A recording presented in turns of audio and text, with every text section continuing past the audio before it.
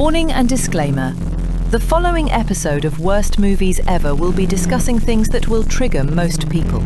If you are adverse to conversations about human degradation, extreme BDSM, non-consent, drug abuse, suicide, child abuse, and pornographic situations, I urge you to please not listen to this episode and enjoy one of the other ones. Our host, Double D, has signed a release form and is 18 years or older and was stupid enough to watch this horrible piece of shit, so you never will have to. Please don't. Now, on with the show.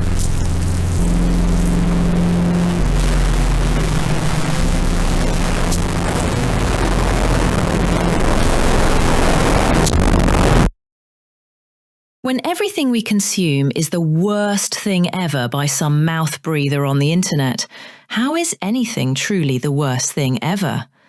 Time for the only podcast to officially create a list of the worst movies ever made. The only one. For real.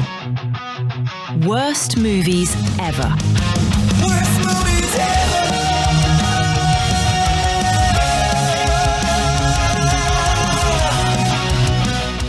Welcome, if I can even say that, to this brand spanking new episode of Worst Movies Ever, the podcast where we are actively subjecting ourselves to some of the worst things created in the cinematic medium. As an old school horror ghoul, I am very well versed in underground cinema. And unfortunately, the works of the director we are speaking of today, Lucifer Valentine. For those of you out there that have no clue who this individual is, and have came into this podcast a noob, a total innocent being, I'm going to try my best to help you through this excruciating episode. Because let me tell you, I just watched the final Lucifer Valentine movie. And I say fucking final because as of right now, for those of you out there that aren't aware of this, he has not made a movie since this.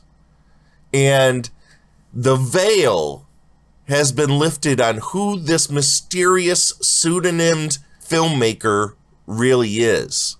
So who knows if he's ever going to make something again, because not only was he exposed finally after decades of hiding behind anonymity, there are a lot of people that were involved in him that are now starting to come out with abuse allegations and grooming allegations towards this individual. If you want to find out who this guy is and learn more about it, you can go to YouTube. You can just look up, there's a Reddit out there.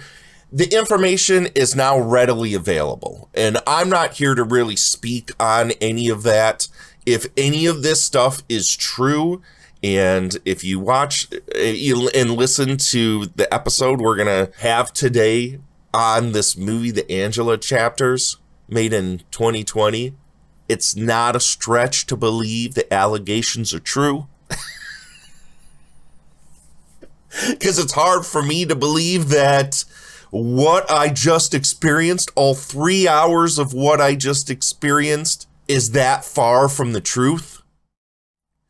But before we get too far down the rabbit hole of the Angela Chapters, let's just do a quick little primer, almost like a Cliff Notes version of Lucifer Valentine, how we fucking got here, and some of my history with this individual and their filmography. Back in the late 90s, early 2000s, I was a frequent goer to horror message boards. The social media landscape, and I'm sure this is like I'm speaking to the choir at this point, because the majority of my listenership, as I've seen in the demographics, skew older, so this is pretty much all of your experience. If you were a horror fan of a certain age, you didn't have like Facebook groups or Twitter or TikTok or YouTube and other various ways to sit and like form a community and have discussions on horror films. You had message boards, and I used to frequent the Bloody Disgusting boards when they first started up. And they're a completely different thing now. If you go to their message boards, it's not even remotely the same kind of thing.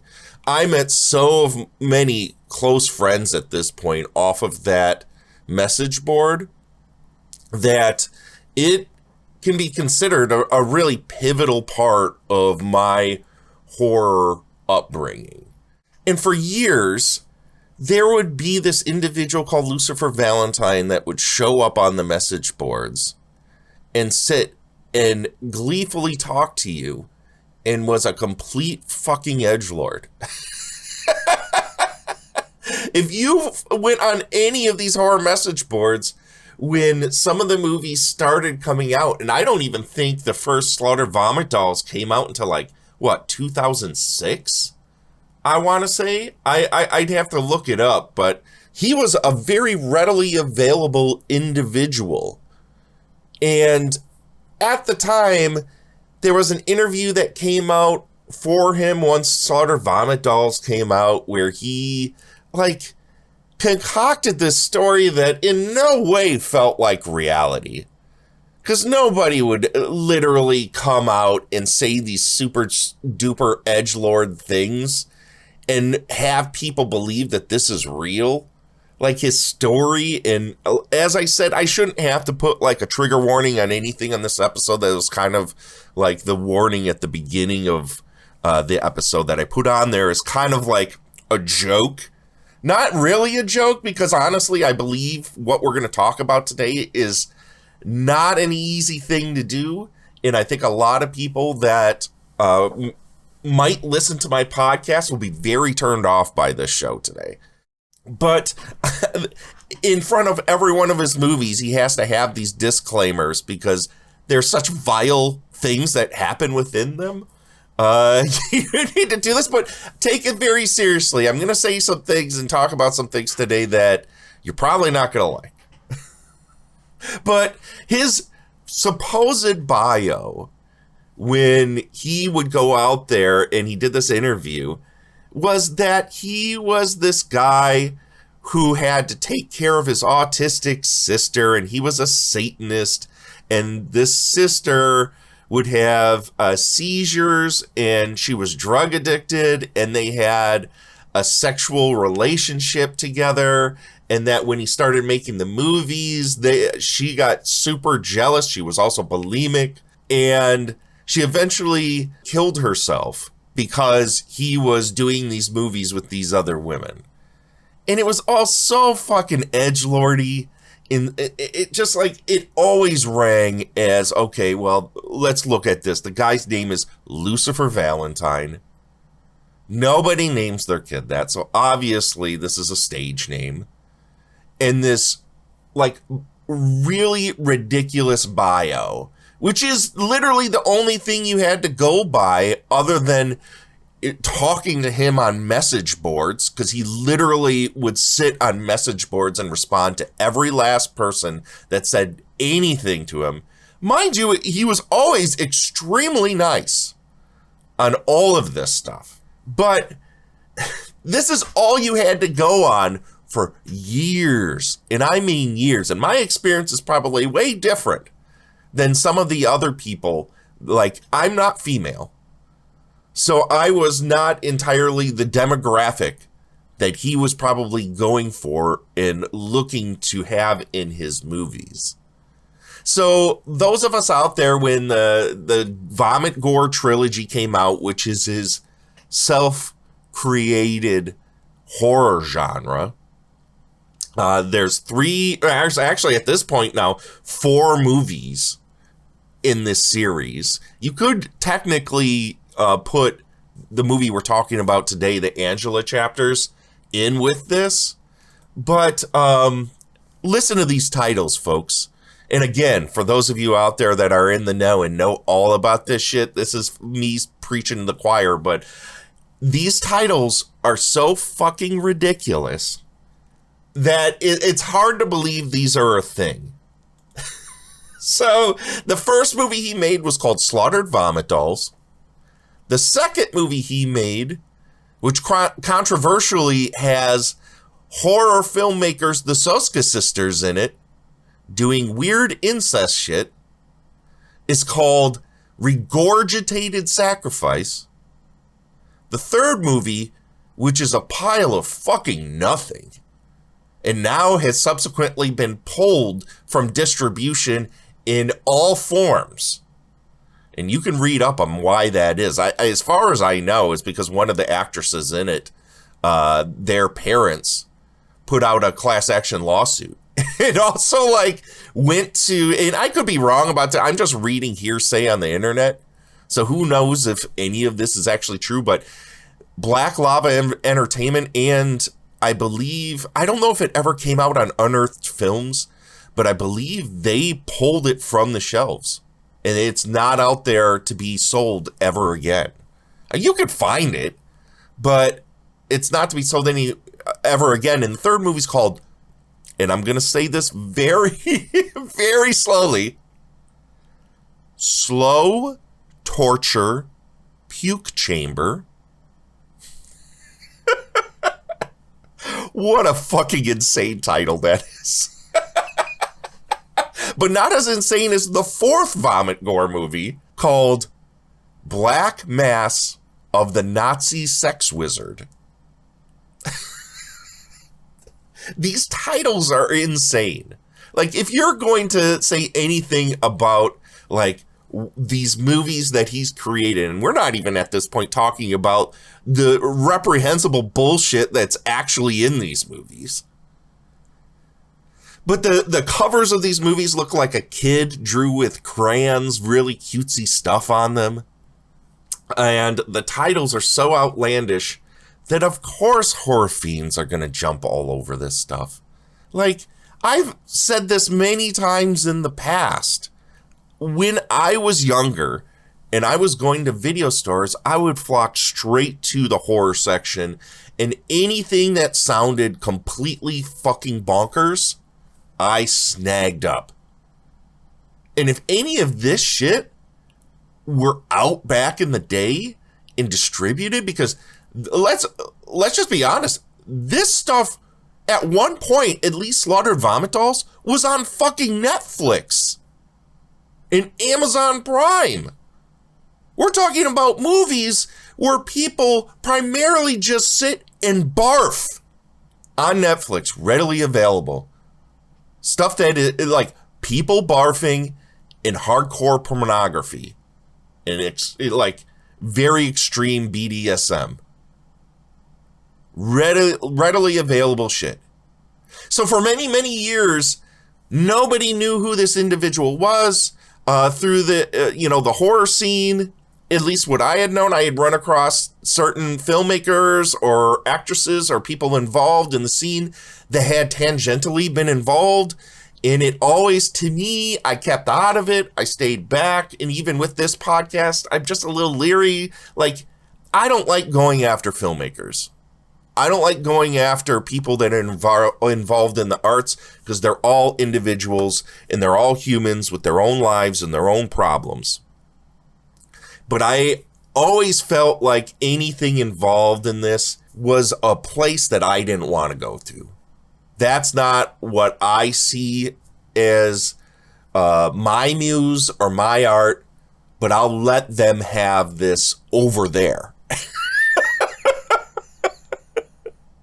Because going into this conversation today, the vast majority of Lucifer Valentine's output can be misconstrued or even seen as basically fetish porn. It involves a lot of fetishization of vomiting, a lot of fetishization of piss, of extreme torture, slapping, cutting, bondage, airplay, a lot of stuff like this. And as long as people, and this is just my own thoughts on this, because I'm a very open and understanding sexual being on Earth who can have mature conversations about consent, about people following their desires in a healthy way with people that have them secure and safe within those, if they're extreme or they're not extreme, if they're vanilla or way out there. Have mature conversations about boundaries and about where people can go in order to feel like a complete sexual being. I do not like shaming people for what gets them off.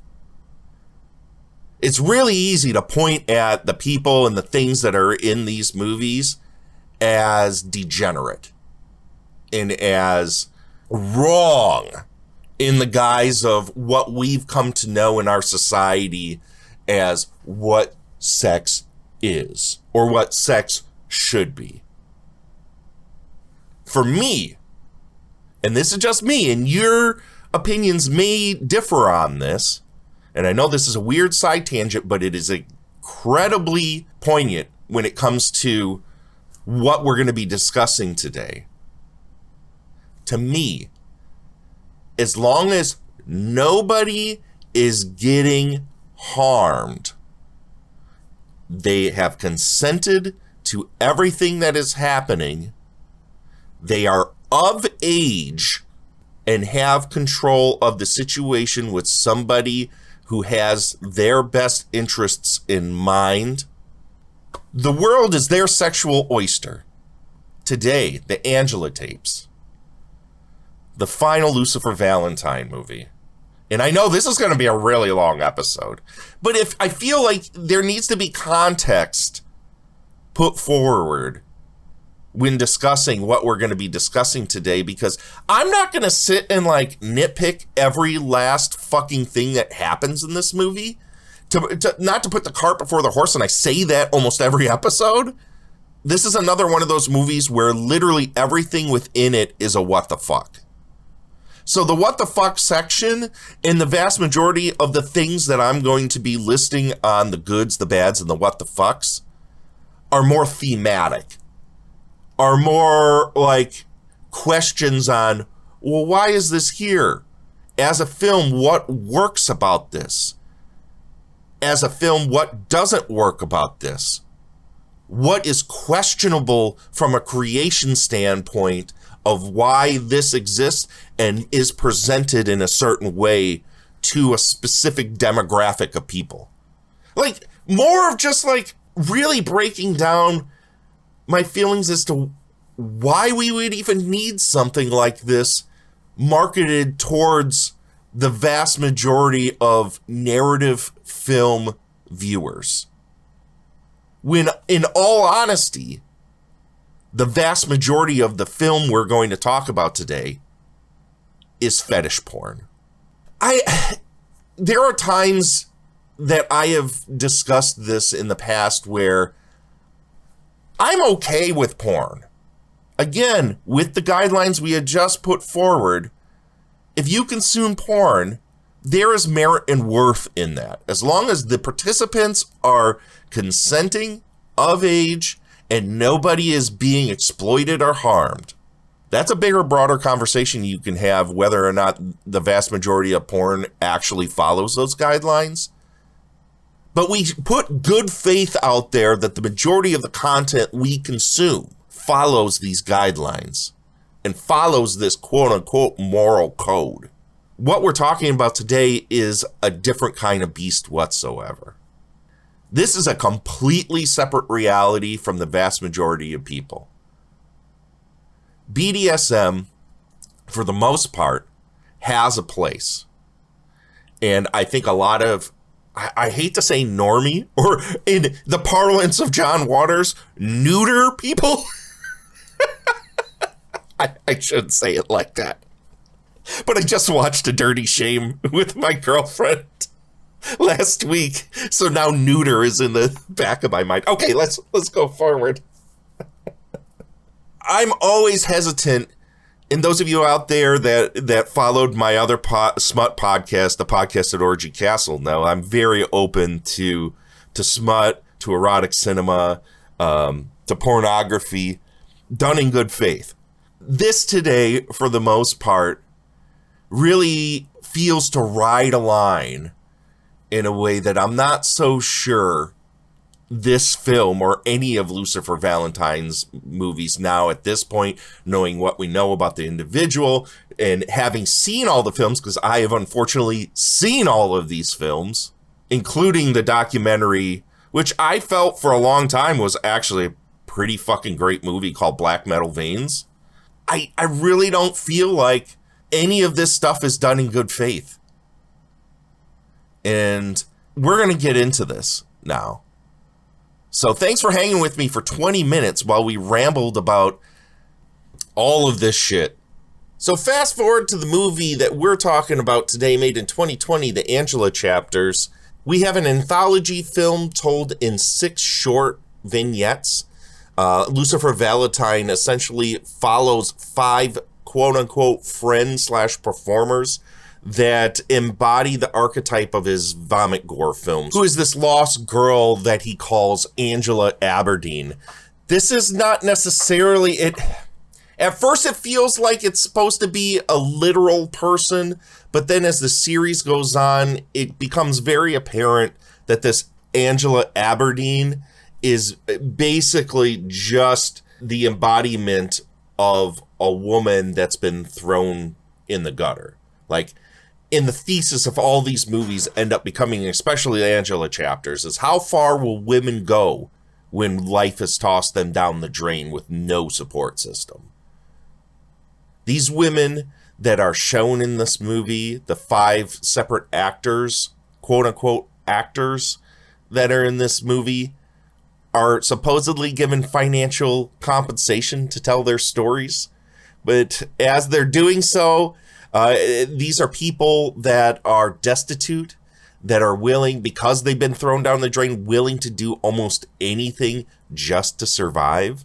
So they get financial compensation, are basically like forced to sign waivers that waive any legal issues away from the filmmaker himself, because these people are basically asked to perform extreme BDSM and degradation scenarios on camera.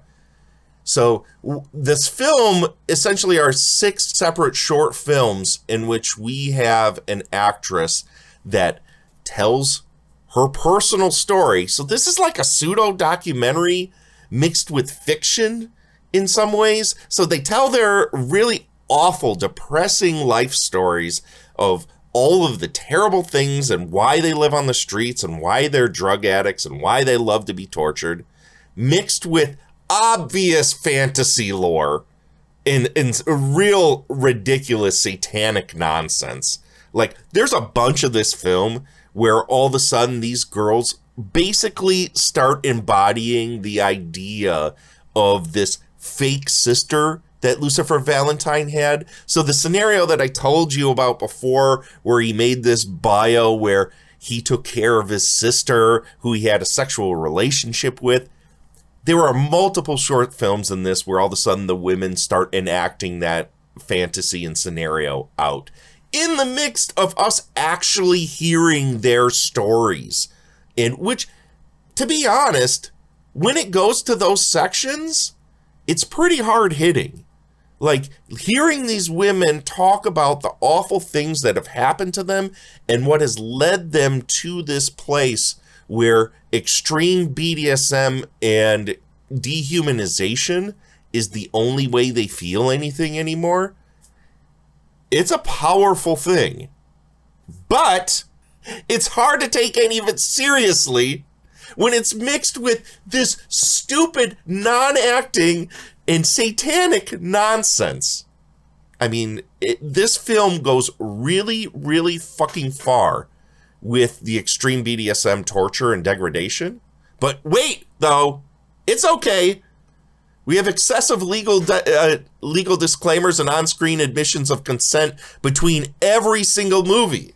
Long periods of time with black screen and white text, basically exonerating the filmmakers because everyone's of age, supposedly, have given consent and financial compensation, supposedly, and warning the audience that if you continue to watch this, it is at your own peril, because most of what's going to be shown will be offensive to the vast majority of people. And that's putting it lightly.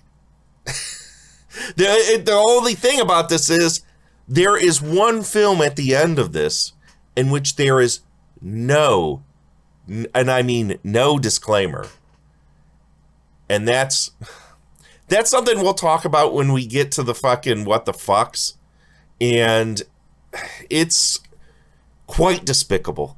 It's like the fact that this actress at the end of the film, who has passed away, is put into this movie in sex scenes that she shot when she was alive without her consent is just deplorable. But I'm getting too far ahead of myself. So walking away from these 6 films, which are essentially just like extended BDSM sexual torture sequences with this weird satanic lore mixed with real life, human misery stories, you start to wonder what is fake, what is real, and also, can you endure 3 hours of women being dehumanized and sexually abused by this filmmaker who obviously loves what he's doing in the guise of art? That is the real question you need to ask yourself, and you need to ask when you're watching and consuming any of this Lucifer Valentine stuff, but especially the Angela chapters. So, the verdict. My verdict on this film is I'm thankful I never have to watch another Lucifer Valentine film. This feels like one of the most insanely manipulative films I've ever seen. Not just towards the participants of the film, but also us as the viewer. In my opinion, one of the 6 shorts, and that's it, held any worth beyond being straight up fetish porn. And I don't say that to denigrate pornography or fetish porn. If you're into that kind of stuff, cool, enjoy it. But this is being marketed as a normal narrative film, and it most certainly is not. This is a very pointed film that is primarily pornography. Primarily pornography. My personal feelings aside, there is ultimately an audience for this out there. It completely accomplishes everything that it sets out to do, to such an alarming degree that it's impossible to separate the filmmaker from the actions that are on the screen. He's not only torturing these participants, supposedly consensually, but by the end of the film, he makes us, the viewer, complicit in the breaking of consent of a dead person. I fucking hated this. It's disgusting. It's redundant. It's overtly long. And even watching this in chunks, in which I had to do over a few weeks, I've literally been working on this for like weeks to get through this. After I watched that expose on Lucifer Valentine, I decided, let's watch the final film and go through it with the gaze of now this new knowledge that's out there. This was an absolute endurance test. It's literally one of my least favorite things I've ever seen.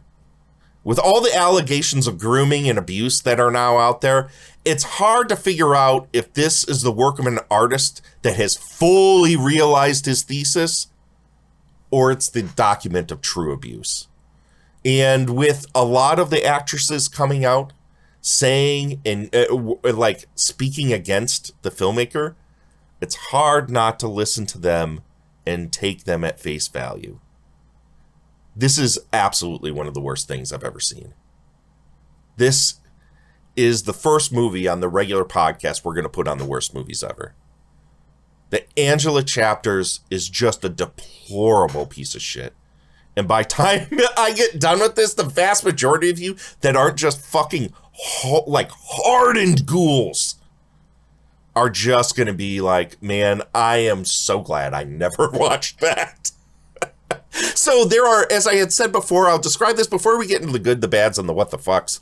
I'll describe to you the 6 shorts that are in this film. The first short, called Raised in Filth, centers around this woman named Candace White, who recants her story of destitution and sexual abuse. This is intercut with scenes of BDSM and bondage, whipping, and airplay. It's totally about how abuse victims compartmentalize trauma and desire, and the taking aback of that abuse by reframing that pain.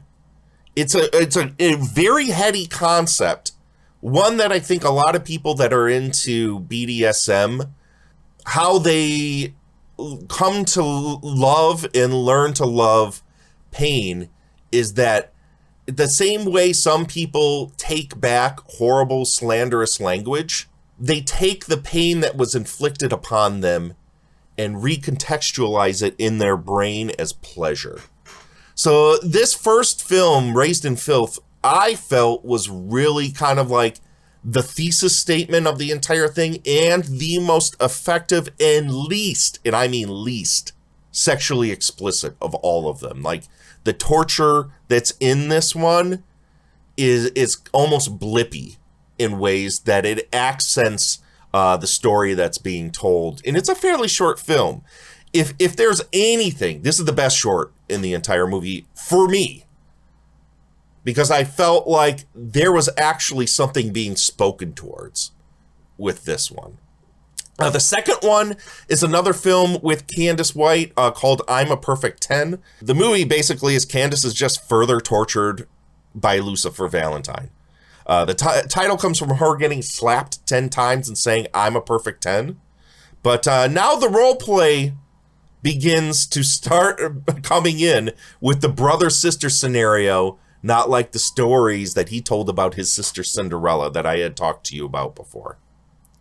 The third film, The Human Rattlesnake, is the final film that Candace White is in. And through the other 2 films, we find out that she has epileptic seizures. And what does Lucifer Valentine do? This is essentially just a fetish short that is essentially nothing but torture. I mean, I'm a Perfect 10. The second one has a very uncomfortable extended torture scene in it. But this one, The Human Rattlesnake, might be, for me, one of the most uncomfortable things in the entire film. Candace is essentially just like stripped naked, put a bunch of baby rattles around her neck and her hands, and she handcuffed. And then Lucifer Valentine, basically with strobe lights, triggers a grand mal seizure. And the entire short is her either kneeling in her own piss, because she's having a seizure, or the seizure happening itself. It is so fucking uncomfortable to watch, because there's portions of it in the the disclaimers for this film, it says that everyone was given a safe word. But can you really, like, when you're having a seizure, call out a safe word? You can't. All consent is basically taken away from you at that point, right? So this short in particular felt extremely uncomfortable and disgusting to me on a moral level. Because there are portions of this where Candace White is really pleading, like, please, I'm uncomfortable, don't do this anymore. Can you please not do this? And guess what? He just flickers those fucking lights again. The fourth short film, the wonderful tale called Sorcerer of Piss. Sister S is the actress now, which I believe she was also in Black Mass of the Nazi Sex Wizard. She's now the focus, and she's an extreme submissive that is covered in just numerous deep cuts. Her story is intermixed with a lot of nonsense Satanism bullshit, and it's basically just role play. And we essentially just watch a half-hour-long session that includes a lot of piss drinking and vomit. Aren't you glad you turned this fucking podcast on today? I'm sure you are. We're not done yet. The fifth film, which is the Piece de la Resistance of the Angela chapters, is called Angel Abuse. Now we switch to a new actress named Baby Cat, who is a bulimic self-abuser that aims to become an escort.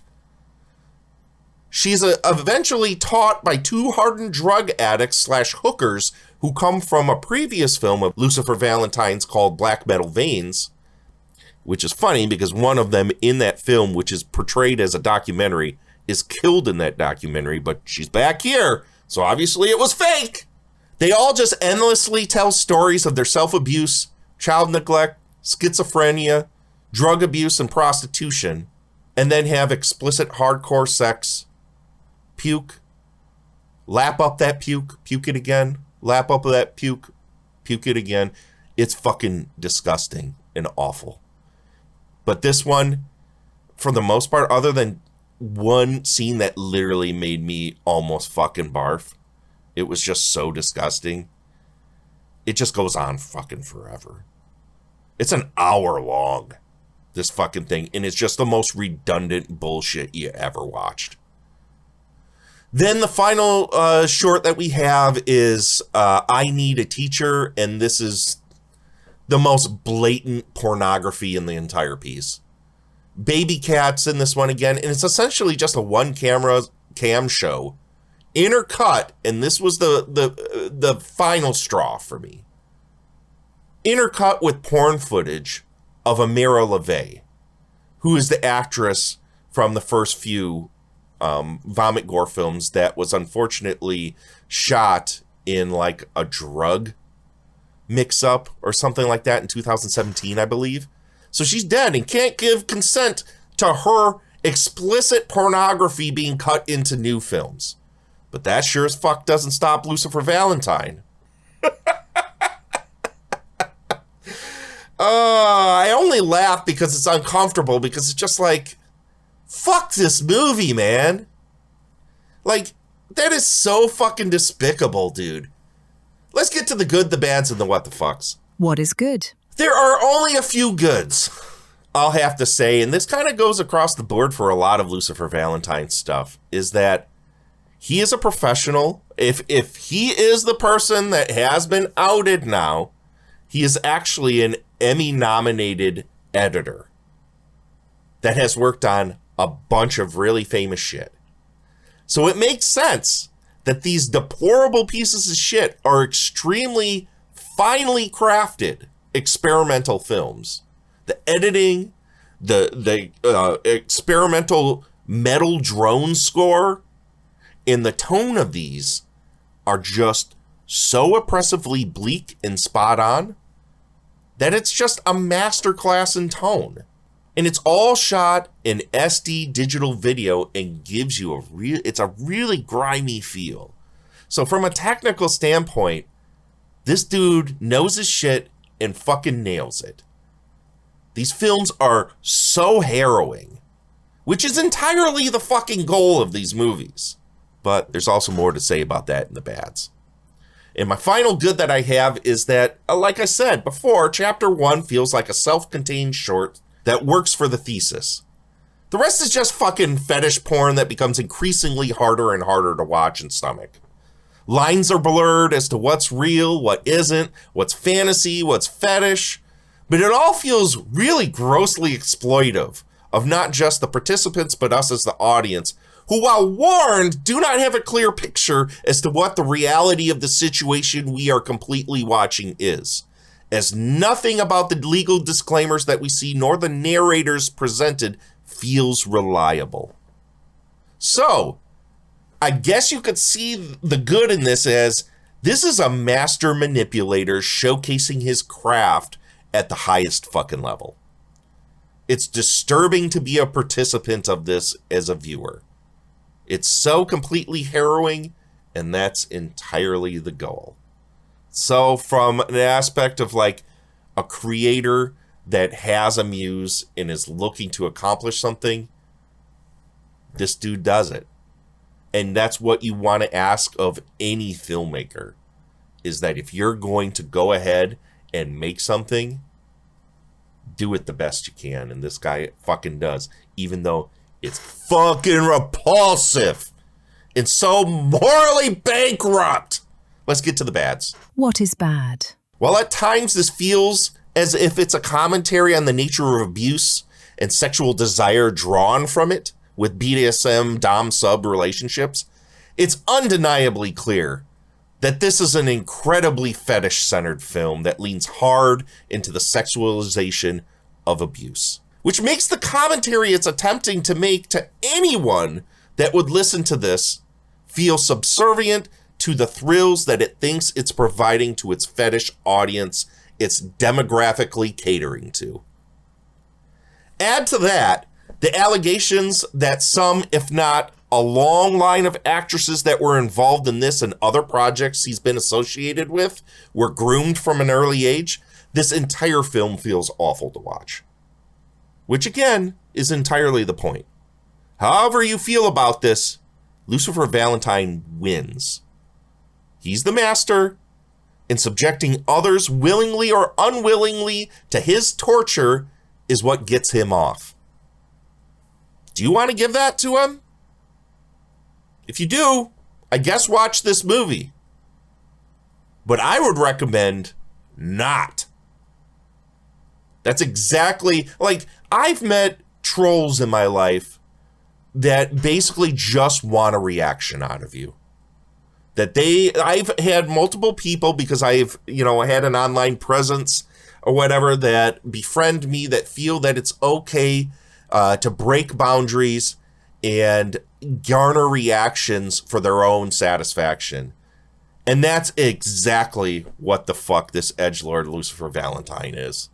It's just somebody who, in the guise of art, is subjecting not just the people that are in these movies to torture, but to the audience so that he can further get thrills by being a sadist.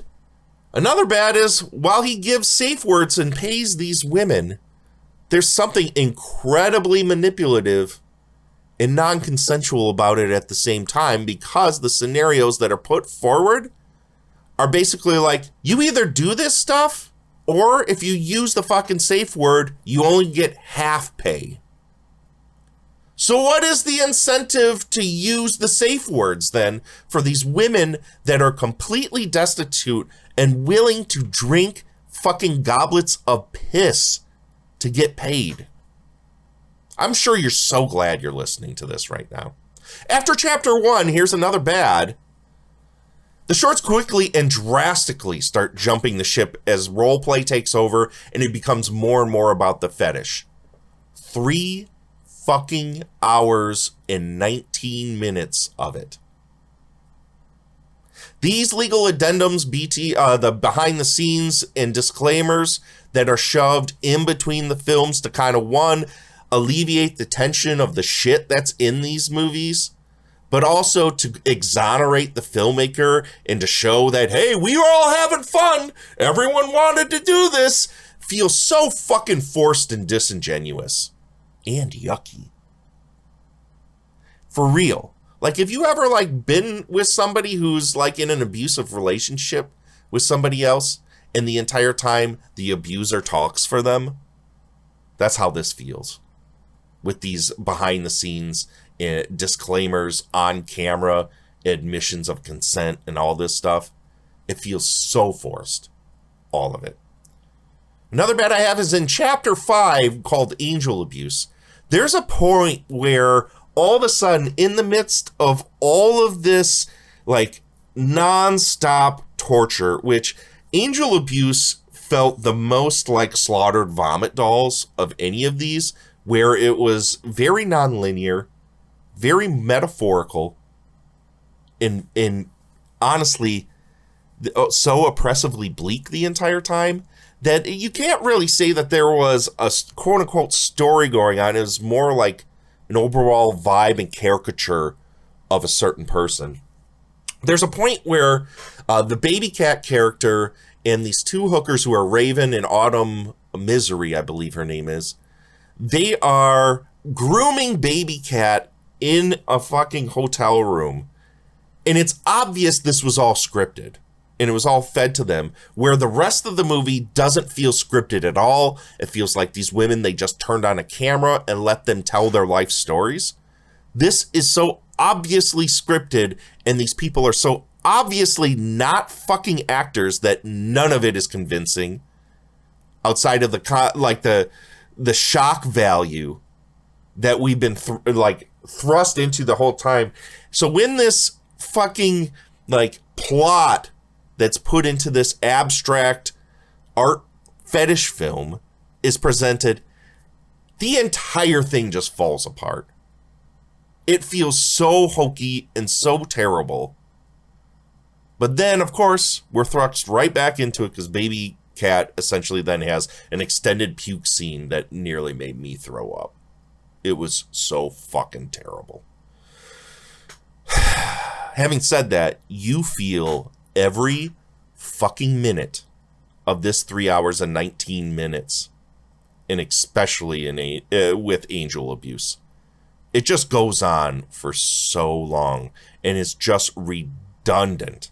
And it pounds the same point into dust, and just randomly adds hardcore scenes.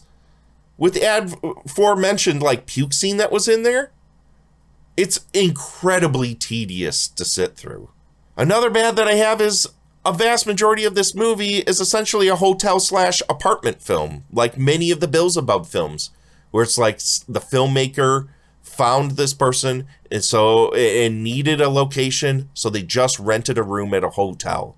And the vast majority of this stuff just takes place in someone's bedroom or in a hotel room with beds, or in a bathroom where they can, in linoleum floor, where they can have bodily fluids flow all over the place. And there's nothing outside of the degradation and disgusting bullshit that's going on that's remotely attractive to look at. And then the final film is essentially just a woman masturbating on camera. There's no fucking plot. So what are we watching here? Why is this being sold to me as some big narrative film when essentially it's just a stroke piece? Just a stroke piece with threadbare thematic elements. Let's get to the what the fucks. What the fuck is that? As I had said, coming into this movie, everything in this movie is what the fuck. So this section is more of let's have a discussion of some of the stuff that was really bothersome in this movie. Of course, the majority of the content in this is edgelordy, ghoulish, disgusting, and something most people wouldn't actively subject themselves to unless they were into extreme cinema or porn. So if you're a normal person that happens upon this and is told, or you are watching or following those disturbing movie icebergs, this is going to be a movie that is disturbing because you expect it to be a fucking movie and it's nothing but fucking fetish porn. This is one of my biggest gripes about this movie is that I feel like the hornswoggle and the bamboozle of this is done in a way that takes your consent away. And that bothers me. That's super manipulative. As I said before, the epilepsy abuse in the third film felt really awful to watch. She's handcuffed, obviously sitting in her own piss, pleading that she doesn't want to be there, and then, covered in baby rattles, is forced to have seizures. Of all the disgusting shit in this movie, this made me feel really awful to watch. Sister S has a swastika carved into her leg and proceeds, and I apologize for having to describe this shit, proceeds to piss in an extreme close-up into a glass and drink it. When they show her face and her eyes as she's doing this, she looks like she'd rather be dead than doing what she's doing. The majority of these women look so fucking unhappy that they're doing this, man. It's fucking awful. It's awful. The final film, which intercuts the footage of the deceased actress Amira LaVey, further accentuates the complete lack of consent display on this film. Did she okay her likeness to be used forever? Who knows? Maybe that's part of, like, I had heard stories in these exposés that come out that the filmmaker, and this is all hearsay, obviously, so I'm not going to say that this is absolute truth, but this is what has been kind of relayed out there into the world, is that these women felt like strong-armed into having to do all this stuff and threatened with these contracts they signed in order to get paid. So are we to believe Amira LaVey, and this is obviously just, we're just kind of guessing at this point, that she had signed away her likeness in perpetuity to this guy in order for him to just like willy-nilly use her in these extreme, disgusting films? Mind you, this is a woman that has kids. It feels so awful. Like, she's just being randomly put in anything he used, regardless of the context of it. When this ended with images of her, and mind you, she's doing hardcore sex shit, it made me fucking actively pissed by the end of this movie. Because she didn't consent to that, and I also didn't consent into anything of that nature being displayed before me. Then, my final what the fuck of this movie, and a long string of what the fucks, the making of that ends this movie. Because there's a lot of, like, the movie itself, I bet you without the making of segments is probably like 40 minutes shorter than the total runtime that's out there. I watched this. I'm not going to tell you where to go watch this because I don't want to advertise for this. I want this to fucking go away.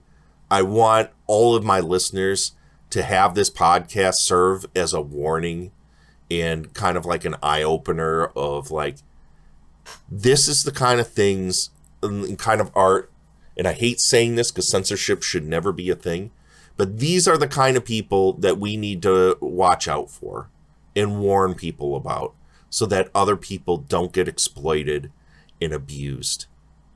Mind you, all of this is, at this point, are just allegations, and there's a lot of conflicting stories. But if you put two and two together and see between the lines of this, it really feels grody. It feels super grody. In the making of this movie, shows Baby Cat. There's a sequence in Angel Abuse where she basically has strap-on sex with Raven on a bed, and she's shown to have an orgasm that makes her so exhausted, because I'm sure she's also doing drugs at the same time. That's a guess, but she's so exhausted that she basically tells everybody, hey, I gotta pass out for a little bit. I'm exhausted. And Lucifer Valentine on camera basically urges her, nope, we gotta do one more scene. You gotta go in the bathroom and get puked on. Then they show behind the scenes of him going in there, and while Raven is puking just the most repulsive bile all over Baby Cat's head, you hear Lucifer Valentine breathlessly calling her beautiful. And honestly, I'm so glad I'm never going to watch any more of this shit. Ever fucking again. So yes, The Angela Chapters is one of the worst fucking movies I've ever seen. By far. Not just because its content is repugnant. That usually isn't something that makes me feel like something is the worst. What feels like this is one of the worst things is just the crass lack of consent that this movie has with its participants and its audience. And I feel like this is the kind of shit we need to keep tabs on and make sure people know about so that this stuff doesn't happen anymore. So that's my thoughts on the Angela Chapters. If you disagree with me, you have any thoughts on this, please. On the Spotify posts on the podcast themselves, you can leave comments, or you can comment on the Facebook group, on the Instagram page. Or send me an email at worstmovieseverpodcast@gmail.com. Let me know what you think. Because I know there are a lot of fucking horror fans out there that would probably have opinions on this. But this is the first movie on the regular podcast we're going to put on the fucking worst movies ever list, and I'm going to stick to it. So that's what we got. In next week, thankfully, is not a ghoul movie, and I'm not going to make a fucking habit of us watching a bunch of fucking ghoulish shit. Like, I already told you guys I'm not doing any fucking Beelzebub movies on this podcast. A while back, I did on the Patreon a retrospective podcast called Ass Monster, which we really broke down. I think we only did 6 episodes of it. 6 movies of Beelzebub, and it crushed my spirit so much that I was like, fuck this. I don't want to fucking do this anymore. I ain't watching any more of this shit. So don't get used to, like, don't recommend me a bunch of fucking, because some people do recommend me shit, which for the most part, go to the Patreon. That's where you guys, if you want to tell me movies to watch, go to the Patreon. That's where I'll watch your guys' recommendations. This podcast is for me. I'm going to choose what's going to be on here, unless it's like I have a guest and then they recommend what we're going to watch. Next week, we have a really famous shit film that has been out there. A lot of internet people have kind of talked about it, but it came up on my randomizer, and I've never watched the entire thing straight through before. We're going to talk about After Last Season, which we may be on a streak of putting things on the list of the worst movies ever, because, man, I am not looking forward to watching this piece of shit. So until next time, everybody, please take care of yourselves. Please, if somebody is going through a hard time that you know, support them, talk them, give them a hand, and help them out. Always. And, of course, don't watch fucking Lucifer Valentine movies. Fuck these things. Worst Movies Ever podcast is executive produced by Vaughn Kuhlmeyer and Shannon Smith. For more Worst Movies Ever, and to make the Doctor watch your worst movies ever, subscribe to the Worst Movies Ever Patreon at patreon.com/Worst Movies Ever. There you will get a monthly exclusive WME podcast plucked from the user-generated film list, randomized episode to episode. Until next time, celebrate trash at all costs. Toodles.